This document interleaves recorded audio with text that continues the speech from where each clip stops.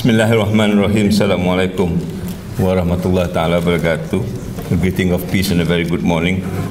Yang berbahagia Datuk Sri KSU Dr. Nurul Ainun, yang berbahagia Presiden Akademi Sains Malaysia Tan Sri Ahmad Tajuddin, yang berbahagia Organizing Chairman of the conference, my colleague Professor Asmah, yang berbahagia Vice Chancellor UNIMAS, Professor Kadim, colleagues, ladies and gentlemen, let me first of all thank you for having me here to share some of my thoughts with you on an issue which I guess is quite difficult to interpret, particularly for me who is not religious, neither am I a scientist, and being straddled in a topic like injecting soul into R&D.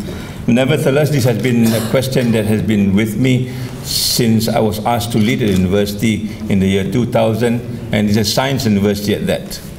And when I hold that position, I could almost feel that the university needs some tweaking here and there as we move into the 21st millennium, or the new millennium, as it were.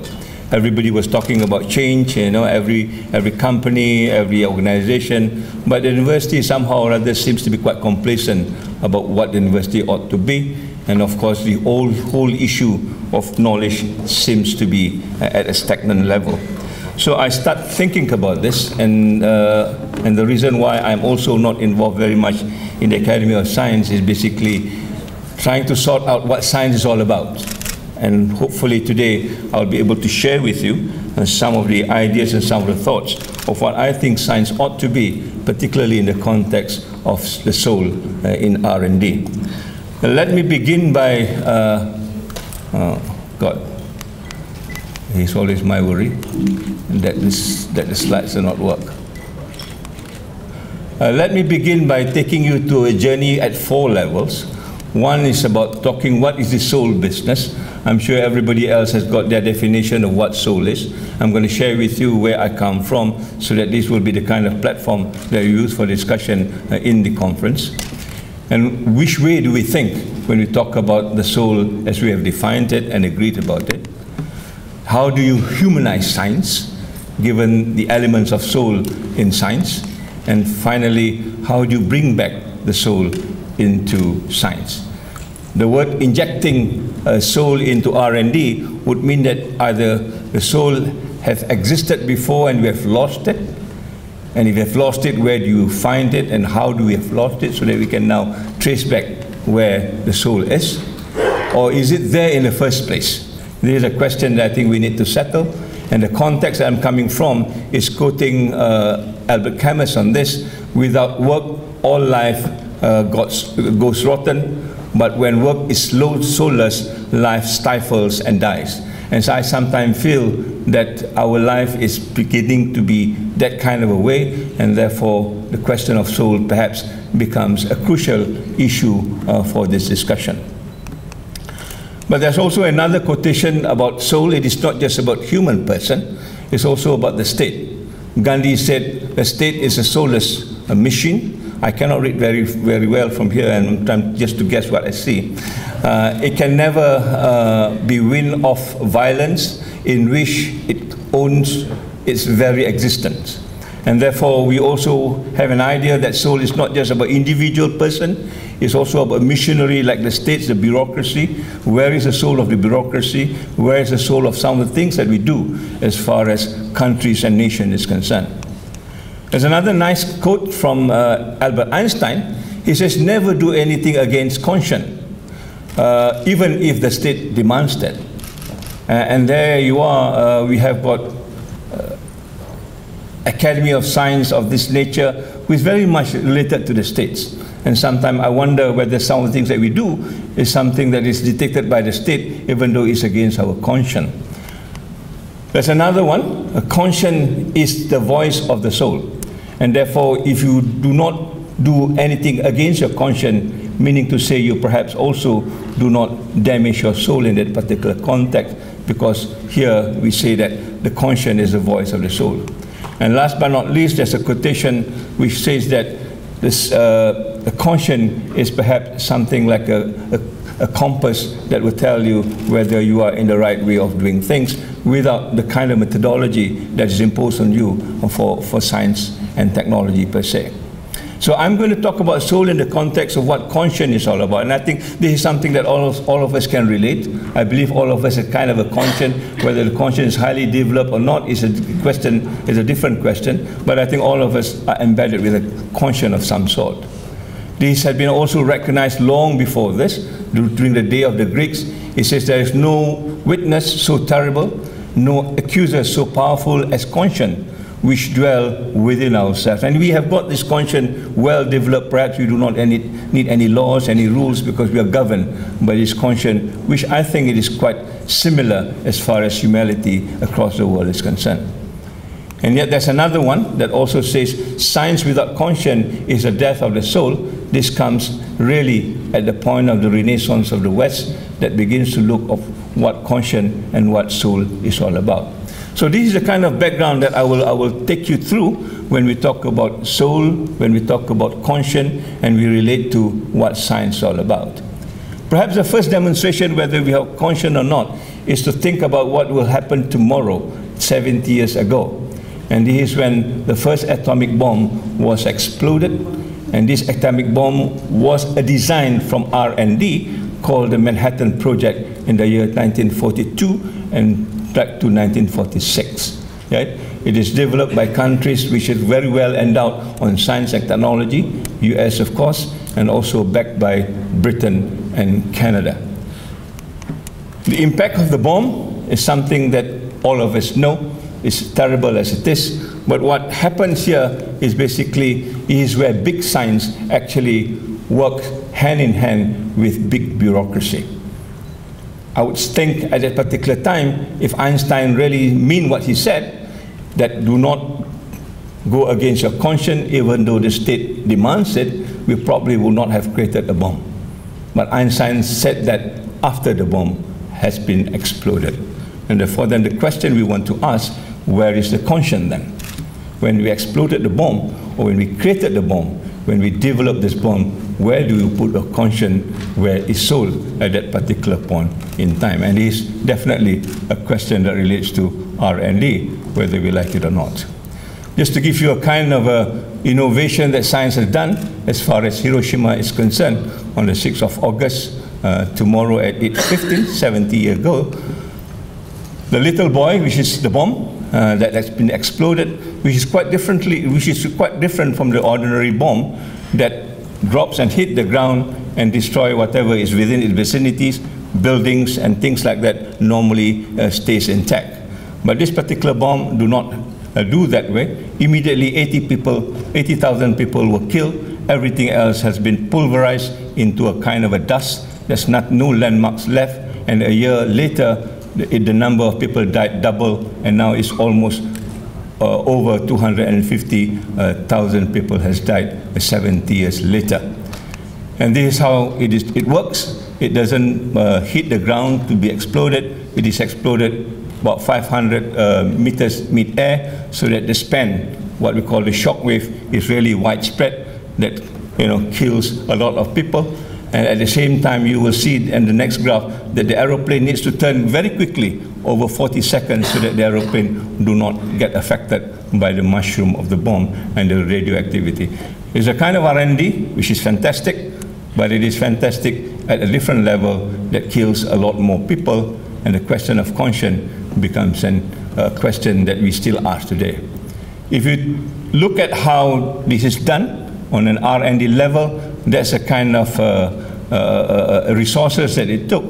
And somebody calculated if you use the 2014 sort of equivalent, we have spent about $29 billion just to develop the bomb.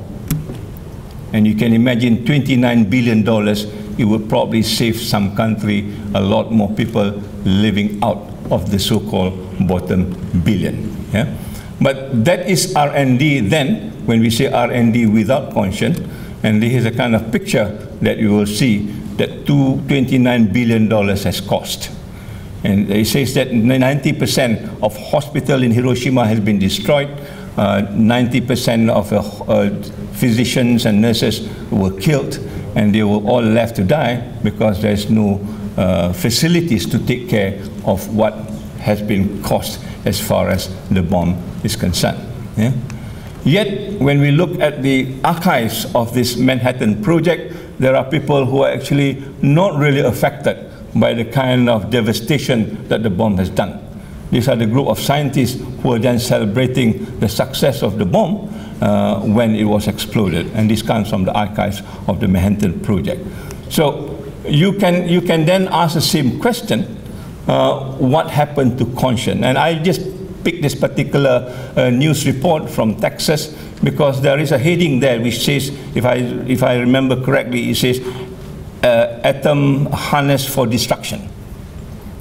You know that atom is going to destroy, but yet you devote so much resources for this and to kill a lot more people for no reason at all. And the question that we need to ask again, where is conscience?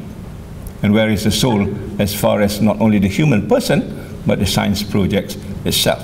These are questions I think that we have to ask on hindsight, but let's learn from this so that we do not repeat this issue, what we call tragedy again, because there's a lot more war going on outside there. And these are the people who are involved, and names are very familiar to us, who are scientists. Perhaps they do not believe in soul, perhaps they do not believe in God at that particular time, but when the bomb was dropped, immediately after that, the pilot, or the co-pilot rather, used the word, "My God, what we have done." Suddenly this creator called God comes into picture, although the scientist wants to deny it one way or another after the horrendous impact that has happened as far as the invention of science is concerned. So we cannot really run from this old issue of conscience, of God, of soullessness, if we want to talk about the bottom billion and how to save humanity out of its own misery as we see it today. Just a small editorial. Tomorrow we'll be launching a biography of one of the sole survivors of Malaysians who were there during the bomb explosion. He was there 1.5 kilometers from the epicenter. He escaped the devastation of the bomb one way or another. We are celebrating, we are launching his biography tomorrow so that the story of this soulless science can be read by a lot more people around the country as such. And we hope to translate it into English perhaps within a year from now.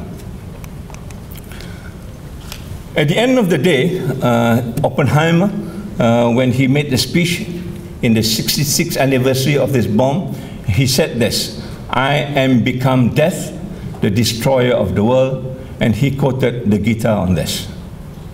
He's one of the person who actually created the bomb together with Einstein, and he's done on the 66th anniversary of Hiroshima bombing just about 4 years ago. And he suddenly realized that the science that he promoted is not what science is all about in terms of saving humanity. And it's also quite intriguing to find out the site where it is tested is called Trinity. And it has something to do with the elements of the church at that particular time, and it has something to do with the sacredness of the kind of research that they do. Little do they know, actually, it is very much in contrast with what Christianity teaches as far as human life is concerned. The same question we will ask then, where is conscience?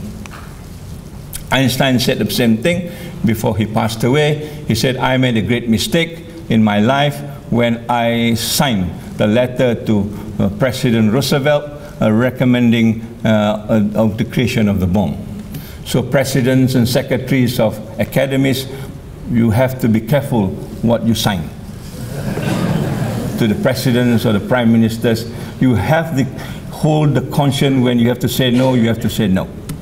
And I think this is what the worth of science is all about. You have to remain neutral on that particular score. And almost always, when you are at your dying bed, you then suddenly want to search for your soul, but perhaps it's too late by then. And Einstein has admitted, just before he died, to Linus Pauling, that he has made this grave mistake of signing this letter. Should he not sign the letter, perhaps there will be no Hiroshima, there will be no atomic bomb. And the signing of the letter has nothing to do with science anyway. It is more for military reasons.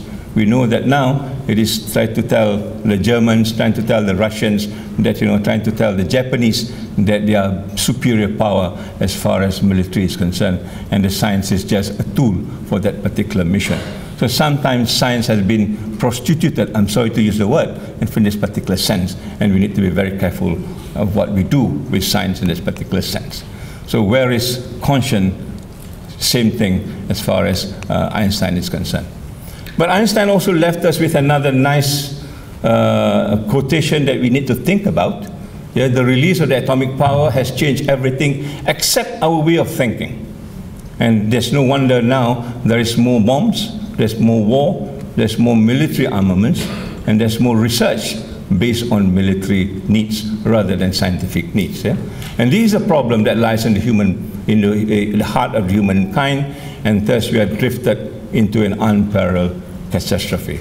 We may not see a kind of a bomb again because we have learned a lesson somehow or other. It's a matter of time we'll probably see one. But at the same time, the world catastrophe is going on, whether we like it or not, in terms of the economy, in terms of ecology, in terms of social structure, and of course in terms of the many, many, many wars that we are fighting today, right? And what has this got to do with Hiroshima? Some people are trying to make an equivalent of what is this as far as Hiroshima is concerned. And some people say it will be 4 Hiroshima or 4 atomic bombs per second, given the kind of destruction that we see as far as human life is concerned, beginning from this scientific revolution, so to speak. So there is a kind of a mindset that drags us through, and we need to change that mindset. And hence my next journey with you is how do we change this mindset? What sort of new worldview that we need to take on? What sort of new thinking that we need to create? And how do we leave behind what has been done and what has been created before in the name of science and technology? I would like to go back to this whole idea of what scientific revolution is about, which is almost related to the Industrial Revolution. And there is a kind of a worldview that is now being still promoted around the world as far as science is concerned. These are all technology-based, the trial and error, which we start with the steam engine, and then what we call the design and develop, rather than research and develop, a very systematic way of inventing things, and those are the things that we see, Edison and so on and so forth. And then comes the Manhattan Project as part and parcel of, rather than design and technology, we talk about research and technology, research and development, a very linear way of thinking to try to, bring a scientific invention forward for the better of mankind. But from the Manhattan Project point of view, it is also for the destruction of mankind. The big change is basically when the computer comes in.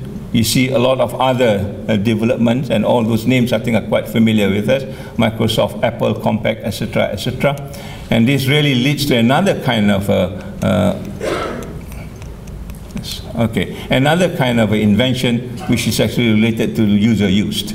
Yeah? And people now, given the scientific and technological advances, can create their own invention, as it were, in the context of Linus and so on and so forth. Yeah? But all of this has nothing to do with soul. All of this, if you read at the end of the day, it is about economic power. It is about, moving technology for the sake of technology rather than trying to save mankind per se, right? The rest are still very incidental. And you can see this again from the kind of thinking that we've got. Before IT came in, we think that human beings are just mechanical robots. Yeah, our minds works in gears and a kind of a technicality that as you can see there, and the question of soul do not come into picture, and therefore everything becomes almost mechanical. It's very dehumanizing. It's utilitarian. It's almost hollowed out. Yeah, it is very external, and it's all very technical dependent.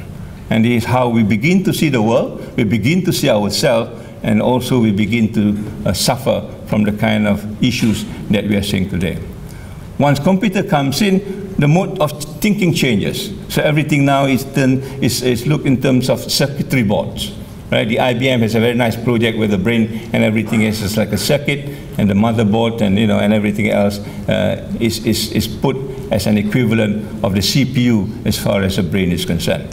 Indeed, even before that, they already say that we can buy a computer brain for a mere $5 US.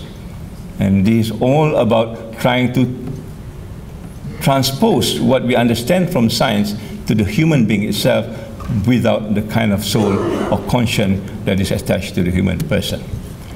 If you look at the historical worldview, how science developed, or rather modern science developed, there's a kind of a void which is called either the Western Dark Ages or the Christian Dark Ages, depending on how you look at it. And it is basically a lip between the Greek, Roman civilization right down to the modern civilization of the Renaissance, and hence the Industrial Revolution, and hence the Scientific Revolution, and hence the modern sort of society as we see it today, right? While there is one point of view, another historical dimension, if you look at different culture, there is that slot in time of the early Dark Ages, so-called, where science flourished in a different way. Science flourished in a very holistic way. The elements of the soul is still there. It is used in a very, what you call, international way, using different civilization, different culture to build science. Be it Persian, Chinese, Indian, are all built together. And they are all helped out from different ethnic groups and religious, and finally it goes back to sort of Europe. Yeah? And the movement to Europe is what helps the Renaissance, whether we like it or not, and the emergence of the new science in that particular sense. Yeah? It is a very important thing to understand, because at the end of the day, that so-called Dark Ages is not a real Dark Ages. It is a scientific age with a different twist as far as science is concerned, which I call science with soul. And we end up with a science without soul because we have ignored that so-called contribution of that other civilization as far as science is concerned. You want to have a better understanding of this? There's a book written by Jack Goody, who is an emeritus professor at the University of Cambridge. He talks about the theft of history. And the theft of history tells us how other people use knowledge from other cultures and other civilizations without acknowledging it and turning it around to what suits them better as far as economic productivity is concerned. And therefore we lose another dimension of science as far as this is concerned. Numbers is another good example. I think different cultures has got numbers. The Romans has got its own numbers, but as you can see here, the Romans has got alphabets at the same time. So if you want to talk about 1944, you have to list at least 14 letters to describe 1944, because the Roman at that particular time do not have numbers. Yeah? But the Indians developed zero. It is enhanced by the Arabic, and now we call it Indian Arabic sort of zero, and it's taken by the medieval age and goes into the modern age. And now we have got, you know, this numeral system that we use all over the world. But the good thing that I want to emphasize here, when the Indian provides it, it is copyleft. It is not copyrighted. So everybody begins to use it. There's no patents, there's no copyrights, there's no intellectual property. It is the knowledge for mankind, as it were. And it is part of the conscience, the soul, that I want to argue with you today. But the moment the modern world has taken it and developed what we call the binary system that allows us to do programming and computerization, suddenly the rules of the game change. There's now things called copyright, there's WTO, there is patent, you know. Although I take your zero, but I've now enhanced it. If you want to use my program, you need to pay me.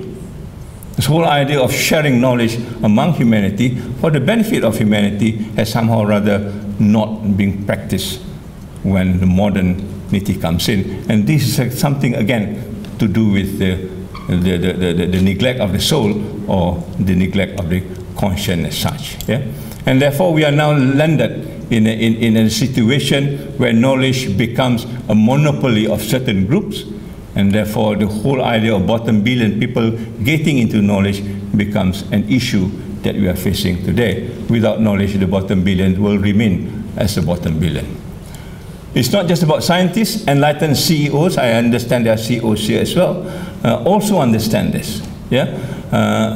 Fiorina, who is the CEO of HP, in a speech in 2001, make recognition of how this has changed.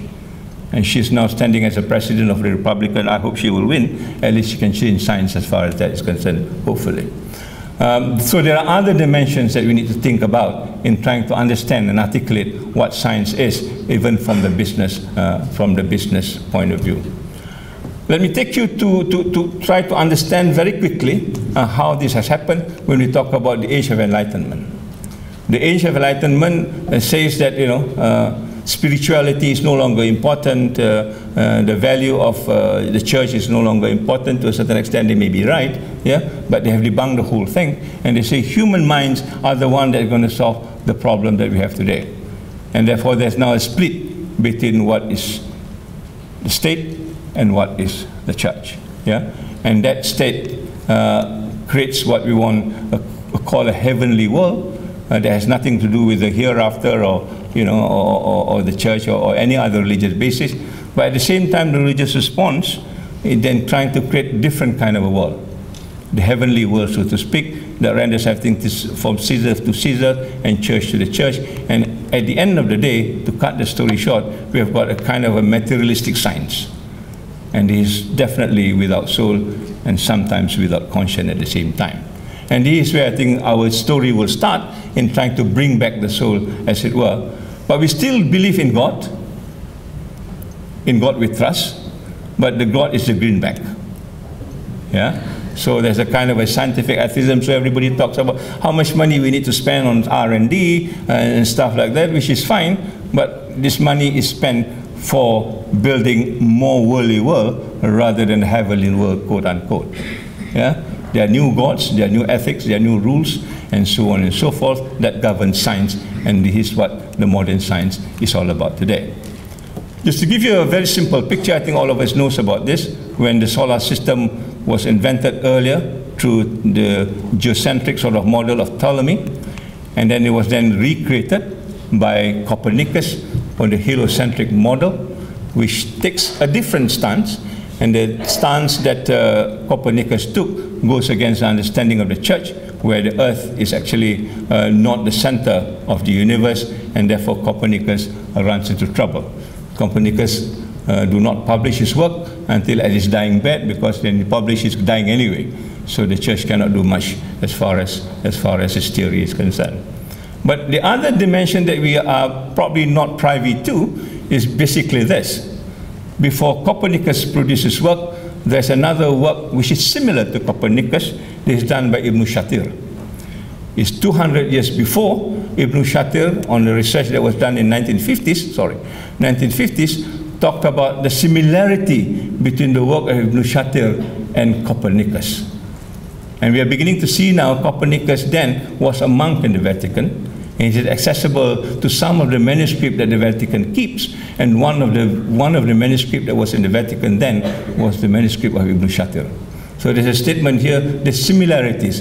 Is it a coincidence? Or is it a copyright issue? Or is it what? Yeah? But there is a statement there that also says, when we look at the Mercury model, it says it is almost Ibn Shatir's.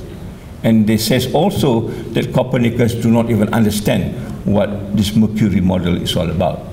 So we begin to be suspicious of the knowledge of science that we bring in today, whether it has a foundation of its own or taking it from other civilizations without understanding those cultural values and the civilization that they borrow it from. And therefore we land into a kind of a, a paradigm that is actually mixed up as far as this is concerned. And of course, Ibn Shatir also take it from Al-Tusi, which is another scientist before him. From the philosophical point of view, I would just like to quote Stephen Hawking in his recent book, The Grand Design. Despite talking about science and rationality, and we are free to move and think what we like, this is what Hawking said at the end of the day.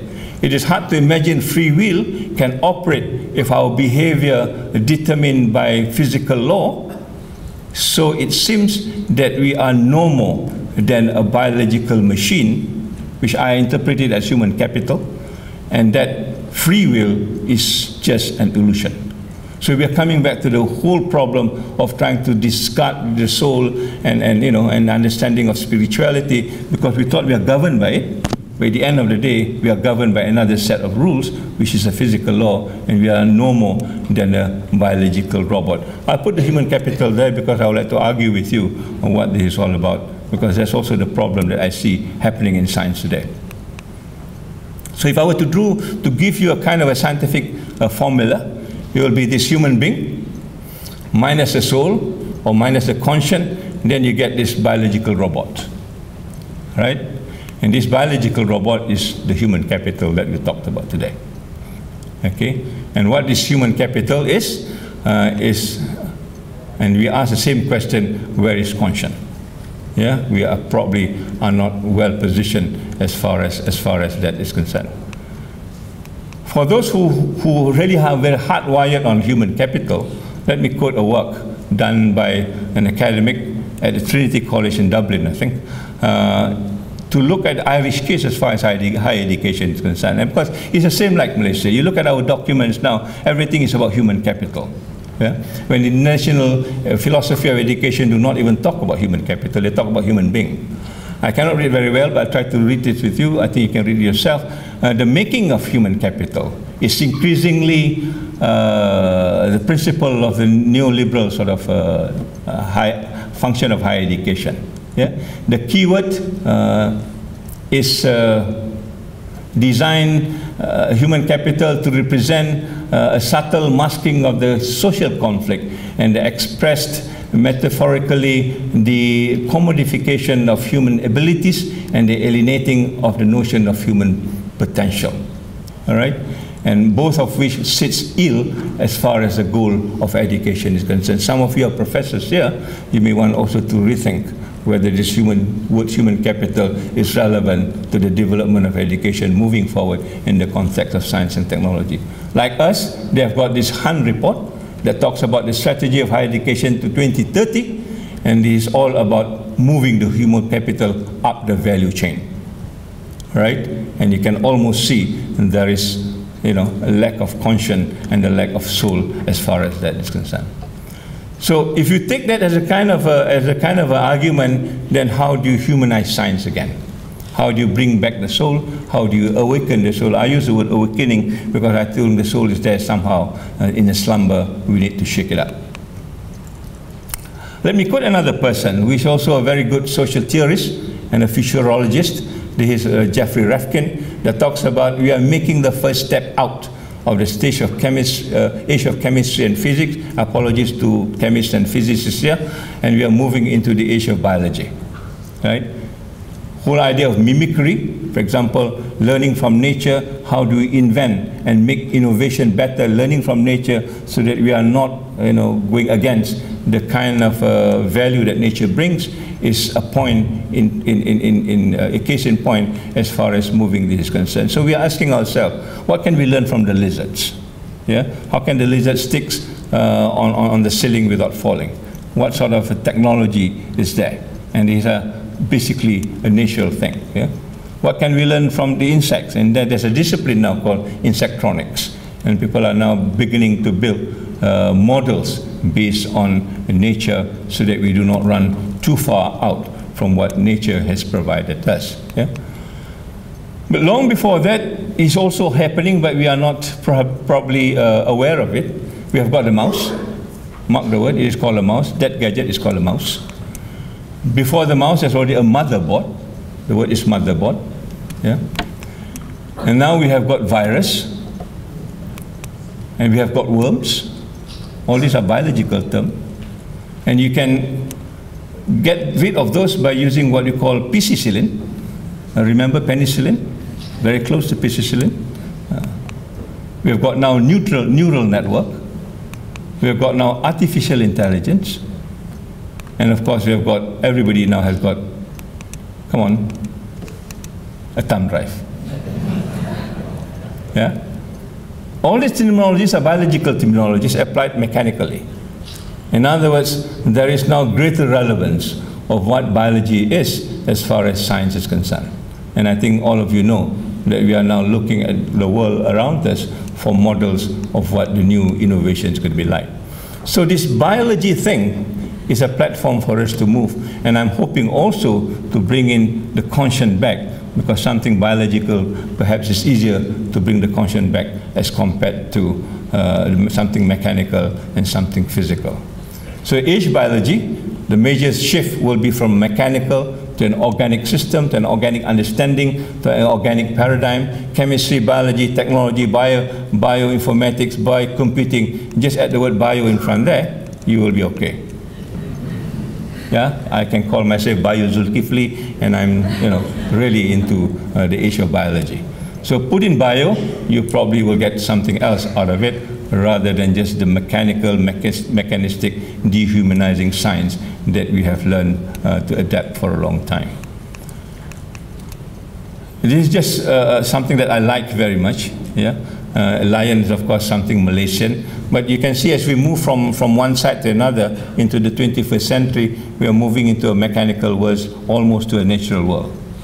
Yeah, we are living behind all the mechanistic things that perhaps do not give much, conscience as far as human person is concerned. And this has been testified by numerous scientists. One of them is Dyson, who is also, I think, a very famous physicist, if I'm not mistaken, in his writing Our Biotech Future, and he said the 21st century is the century of physics, the 20th century is the century of physics, 21st is the century of biology. And he gives the reasons why.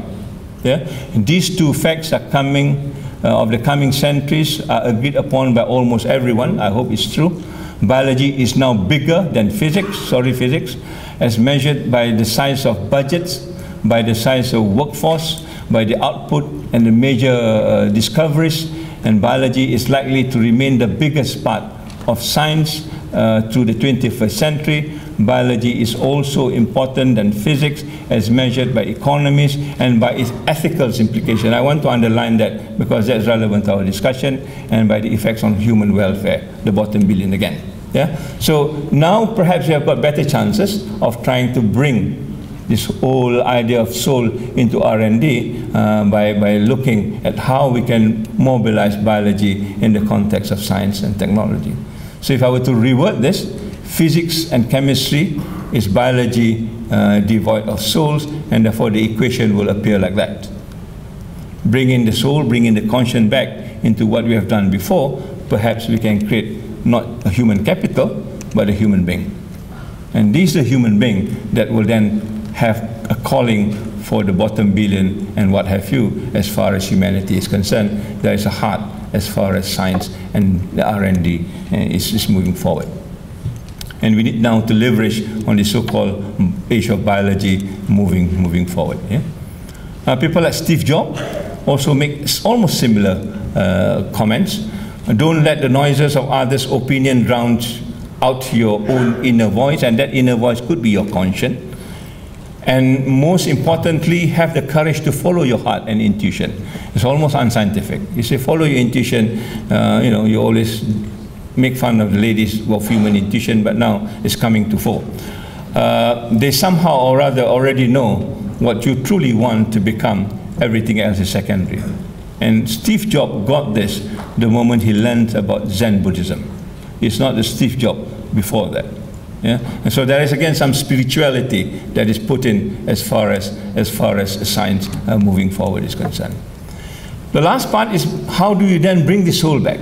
How do you change the mindset, and how do you get into the discussion of what the new science would look like? Yeah, I've got another 10 minutes to finish this. The way we organize ourselves now is in this pyramid way, very hierarchical. All right, the man is always the better scientist, as it were. It's very rigid. It's about myself. How do I move myself forward? It's about competition, just like the atomic bomb. How do I compete with other countries to make sure that they're subservient to me? It is almost a question of human capital. And if you read the book on blue ocean strategy, it's what we call the red ocean. It is almost a dead ocean.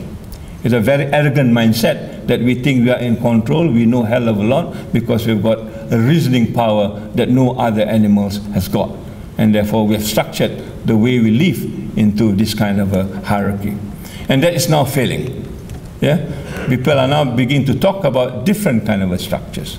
A structure which is network, a structure which is flexible, a structure that is about us, not you, not me. Yeah? It's a structure that collaborates rather than compete. A structure that talks about human being rather than human capital. A structure that is sustainable, and a structure that is alive. Right? And why it is alive? Because it has a conscience in it. The humanity has got a conscience in it. It is not like what it was before. Yeah? And more importantly, that conscience also advocates a kind of a balance. We cannot take science to a limit that actually destroys the earth the way we are looking at it now.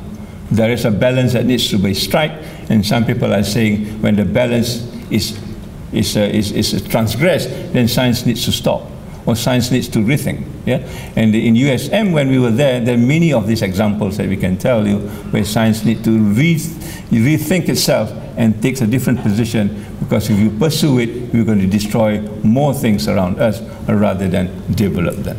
So we would like to move from an arrogant mindset to a humble humility mindset, so that we know we can learn from others at the same time, rather than very, very monopolistic over what we know.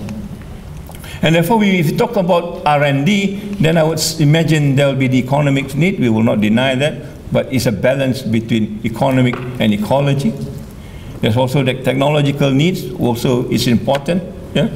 But what has happened now, because of the imbalance way of looking at it, we are now going to face next year, at least according to Oxfam, 1% of the richest men in the world that's going to own more than 50% of the world assets. Yeah, if I'm that rich man, I'm going to own half of this world, half of this room, and the rest of you will need to just fight for the other half of the room. And this is what I think science has made us, because it is all about wealth creation and not about human welfare. As far as technology is concerned, it's creating more and more divides. Yeah? And here's a signboard that I saw in Africa, which says no technology. Yeah? They can't even spell technology well. And it's to the extent of a kind of a divide that we see. And that divide is taking different dimensions all over the world. And the disparity between humankind, the developed world and the developing world, and within nations itself, disparity is increasing. 80% of our population is living on less than 3,000 Malaysian ringgit a month, yeah? Which is not acceptable. If you take $3 US, then you say 4 billion people are living on less than $3 a day, and this means less than 10 ringgit a day. You cannot imagine people living on less than 10 ringgit a day, and there are 4 billion of them, which is 60% of the world population. Yeah? And because of that, you have a lot more aggression, not only because of war, because of suicide. Yeah? WHO has indicated every 40 seconds there'll be one suicide in the world. I've talked to you maybe almost 40 minutes now. How many people who have died at the same time because of issues of this nature? But it doesn't come into our radar because we are not concerned about it. As long as you can publish an ISI, we are happy. How many people died along the way? That's not a question that we need to concern ourselves with. And the university ranking is nothing about that as well. So where is the conscience setting as far as science and technology is concerned, as far as economic being is concerned? Yeah? And the way I look at it now, we have enlarged this argument on science and technology for economic drive and technology alone, that the human being is left out. Yeah? The compass becomes haywire, and it is almost, to my mind, a kind of a soulless, a senseless kind of way of conducting science around the world, or at least in Malaysia. Yeah? So I want to go back to what Oppenheimer said: I am become death, and I'm the destroyer of the world. If he takes this from Gita, then there must be something that is worth in the scriptures around the world. Maybe not the religion, but the wisdom in those scriptures. How do you get back into those kind of a wisdom, and how do you bring that into science to modulate science in the way moving forward? Yeah? Age of Enlightenment, we have given it a try, almost 200 years now, and it doesn't seem to take us into something which is globally good, with the global warming and climate change and the war that's going on. yeah, we probably need to look back into the kind of scriptures that we've got and the wisdom that will connect the soul back to what the mind is all about. Yeah? And for that, I think we need to start looking at what I call the intangibles, rather than things that can be counted all the time, the KPIs. Yeah? All these have no KPIs. Virtues, justice, mercy, love, dependability, loyalty, no KPIs. Nobody can measure this. Only that we are trying to measure happiness recently. Yeah? But if you do something about it, perhaps it makes more meaning to us than just numbers, percentages, and you know, and those kind of things. Yeah?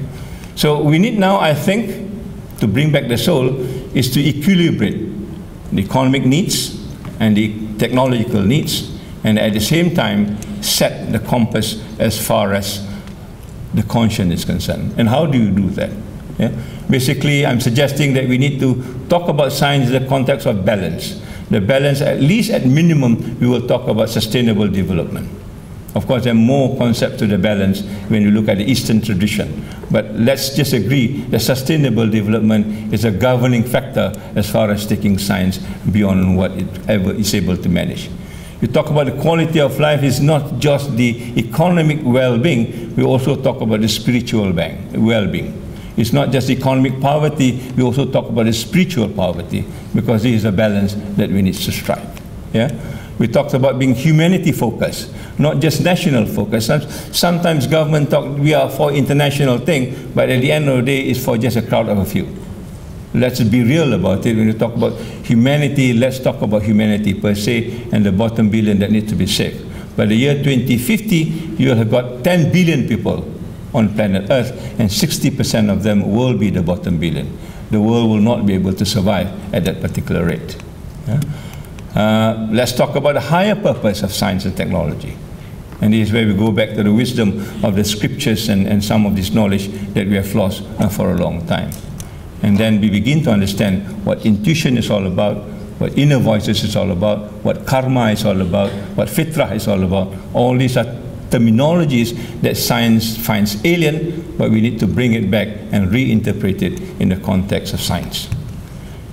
For economic, it's the same thing. I think the KSU has mentioned this well, and also the President, the word of being inclusive, being equitable, being collaborative, being culturally sensitive. I think that's important.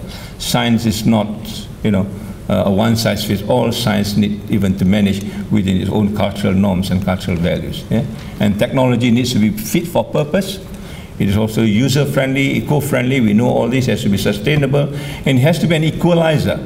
It cannot be an invention that separates people or make things worse as far as invention is concerned. I list the 4 A's there. The 4 A's means it has to be accessible, it has to be available, it has to be appropriate, and it has to be affordable.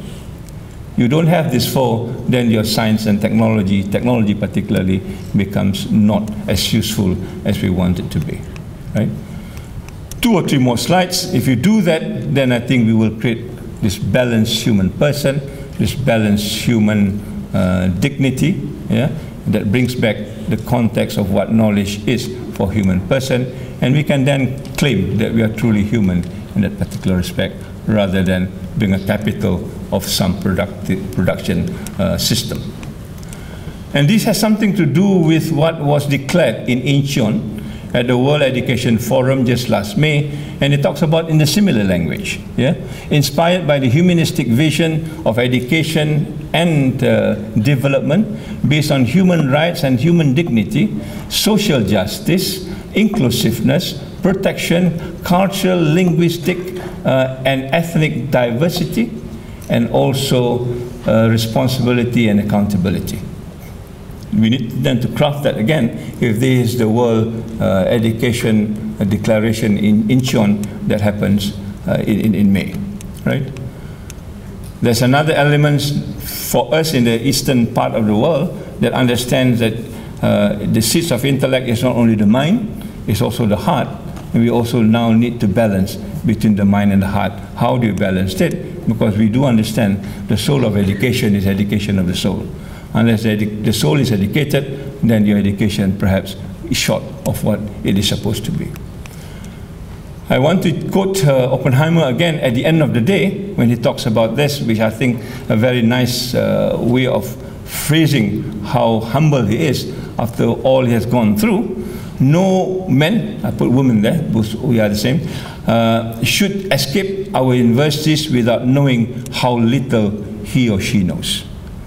Not the other way around. We graduate from university and we think we know a whole lot, and begin to manipulate and change things around, and now getting into trouble as we are in today. We know very little as we go through our university, and there are other elements that needs to be put in place, and that element is the one that will take us perhaps beyond just the age of enlightenment, rationality and reason. There are other things that we need to consider at the same time if we want to make R&D what it is today as far as the soul is concerned.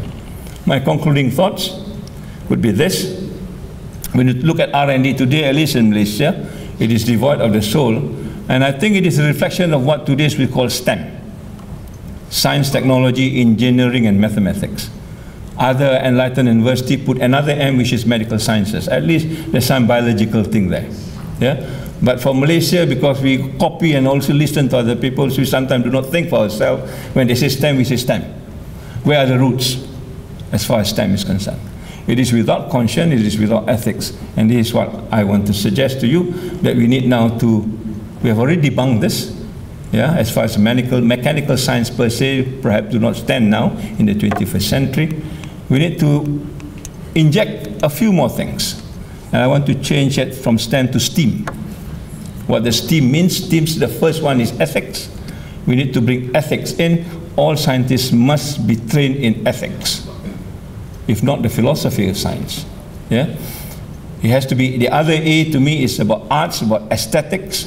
And if you read the books on Steve Jobs, he will talk about aesthetic and arts, the way he manipulates, or rather invent this mechanical thing called the iPod, the iPad, or whatever it is.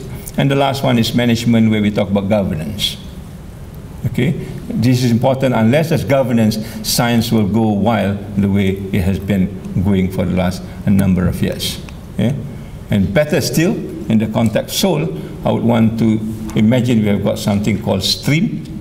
Stream is what I will, for want of a better word, the religio-ethical part of it. Yeah? Where we look at the scriptures and the wisdoms of those scriptures again as a kind of a value that will guide science into a more humanistic science rather than a materialistic science. Yeah? Last but not least, let me quote one of our renowned philosopher and poet, yeah? Lao Tzu, who says, all streams follow to the ocean because it is lower than they are. Humility gives the ocean a power. Let us make science the power to move forward, given all the knowledge base that they've got, but based on humility, meaning to say that we do not know as much, and therefore we need to be governed by other sets of rules and other sets of conscience and other sets of wisdom that has now been taken away from science for many years, and we need to put that back one way or the other. So on that note, ladies and gentlemen, the story will not end until we actually put this in place. Otherwise, it will be just like this forever and ever. We do not know where we are heading, and I'm glad that ASM has taken this initiative to bring this argument forward, so that I think ASM can also be the new science. If you work it well, perhaps you're probably the new AASM, another Academy Science with Soul Malaysia. And we add another S there, right? And if you are still not sure, this is a postscript I will recommend to you. What Albert Camus say, I would rather live my life as if there is God and die to find out there isn't, than live my life as if there isn't God and die to find out there is. Yeah? So let's bet on, on what is better for us as far as moving science is concerned. So on that note, thank you very much for your kind attention. I hope I have given you some food of thoughts for you to move forward. Assalamu alaikum.